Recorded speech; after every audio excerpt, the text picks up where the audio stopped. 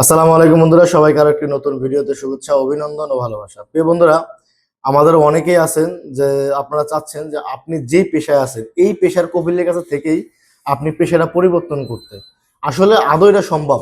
কিন্তু আপনি ধরেন ডোমেস্টিক ওয়ার্কার আছেন, আপনি আমেল মসজিদ, সাওয়াকাস, খাদ্দামা, মাজরা, তারপরে জাইল্লা, যত পেশা আছে এক কথা বলতে, তো এই পেশাগুলো থেকে আপনি ধরেন কফিল আপনাকে লোড আনলোড পেশা দিল, লোড আনলোড পেশা দিলে আপনি মনে করেন কি যে আপনার মনে হয় মানে পেশাটা চেঞ্জ হয়ে গেল। পেশা কিন্তু ঠিকই চেঞ্জ হয়েছে, কিন্তু আপনার ক্যাটাগরিটা চেঞ্জ হয় নাই, আপনি কিন্তু ডোমেস্টিক ওয়ার্কারের ক্যাটাগরিতে রয়ে গেছেন। এরকম অহরহই কাম আমরা পাই। তারা বলে যে ভাই আমার কফিলে বলছি, সে মাইনা পরিবর্তন করছে, এখন তো আমার লোড আনলোড, এখন তো আমার ওয়্যার হাউস, তারপরে বিভিন্ন স্টিল ক্লিনার, বিভিন্ন পেশার কথা বলেন, কিংবা ইঞ্জিনিয়ার, ইলেকট্রিশিয়ান, এরকম। কিন্তু মূলত পক্ষে আপনাকে বুঝতে হবে যে আপনার কফিলকে আপনাকে আদৌ কাফালা করে মাইনা পরিবর্তন করছে নাকি সেম কফিলের নামে রেখে মাইনা পরিবর্তন করছে।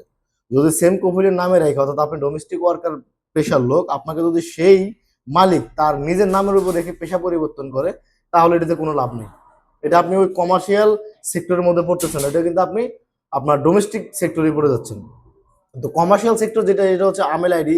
আপনার এই পেশাগুলো আসতে হলে আপনি দেখবেন যে আপনাকে যখন নতুন ইকামাটা দিবে, ইকামার নিচে যে স্পন্সর নাম্বারটা থাকে, ওই নাম্বারটা যদি 70 দিয়ে থাকে, তাহলে আপনি বুঝবেন যে আপনি মুআসাসা কর্মী।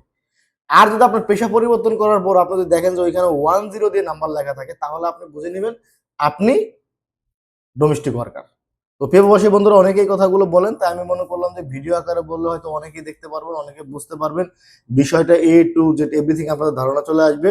যদি ভিডিওটি ভালো লাগে অবশ্যই শেয়ার করে দিবেন, অন্য একজনকে দেখার সুযোগ করে দিবেন। আল্লাহ হাফেজ।